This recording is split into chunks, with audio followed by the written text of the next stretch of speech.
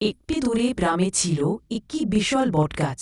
গাছটি চারপাশে ছায়া দিত, পাখিরা সেখানে বাসা বানাত, মানুষজন এসে বিশ্রাম নিত। সবাই তাকে খুব ভালোবাসত। একদিন আকাশে ঝড় উঠল। ঝড়ের দমকা হাওয়ায় এক বড় সাদা পাখি দিগ্ভ্রান্ত হয়ে গাছের ডালে এসে পড়ল। পাখিটির ডানা ভেঙে গিয়েছিল, সে উড়তে পারছিল না। গাছটি ধীরে ধীরে তার বড় ডালগুলো পাখির উপর ছায়ার মতো মেলে দিল এবং বলল, ভয় পেও না, আমি তোমাকে রক্ষা করব। কয়েকদিন ধরে গাছটি তার ডাল দিয়ে পাখিটিকে আশ্রয় দিল। পাখিটি সেখানে নিরাপদে থাকল। প্রতিদিন সকালে ছোট পাখিরা এসে তাকে সঙ্গ দিত, আর গাছের পাতারা মৃদু বাতাসে গান শোনাত। ধীরে ধীরে বড় পাখিটির ডানা ভালো হয়ে গেল। একদিন সে গাছকে বলল, তুমি আমাকে বাঁচিয়েছ, আমি তোমার উপকার কখনো ভুলব না। গাছটি হাসল পাতার শব্দে, উপকারে কিছু ফেরত চাই না, শুধু মনে রেখো যে বড় হয়ে অন্যকে রক্ষা করে।